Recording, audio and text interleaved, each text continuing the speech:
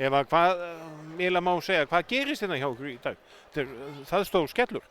Já, mér finnst við bara ekki byrja leikinn og ég er bara mest svekkt yfir því hvernig við komum inn í leikinn, hvað við erum ekki einhvern veginn að fylgja planinu okkar varnarlega, þannig að þær eru að fá alltaf auðveld mörk, þær eru að vinna alltaf margar stöður maður og mann, það er það sem við höfum verið sterkar í.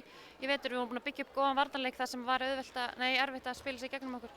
Þannig að það er það sem er og svo leysist það bara upp ykkur vildsveit í lokin sko, en já, ég er svona mest svekkt að við höfum ekki náð að spila fyrri hálfleikinn betur þannig að þetta sé bara jafn leikur lengur.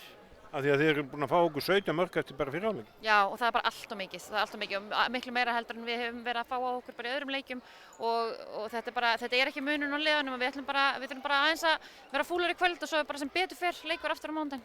Er það fyrst og fremst varnarleikur sem að þið þurfið að bæta ykkur í fyrir leikinn á mánudaginn? Já, ég held að það sé svona það sem við leggjum aðaláherslu á, að við þurfum að fá fleiri stopp og svo náttúrulega eru svona einstaka kannski mistök sóknarlega þar sem það er að ná að keyra í bakið á okkur en það er svona meira tilfallandi, þú veist, varnarleikurinn þarf fyrst og fremst að smella til þess að við getum farið áfram á sömu vegi. Þetta er mjög fúlt þetta er mikið högg að byrja svona illa. Já, þetta er það, en við höfum nú stigið upp úr ýmsu í vetur sko og það er oft bara líka gott, það er það sem er gott í úrslitakeppnina, þú veist, maður fær skell en það er sem betur fyrir bara fljótt aftur hægt að bæta fyrir það, þannig að við ætlum bara að koma alveg brjálæðir á mánudaginn.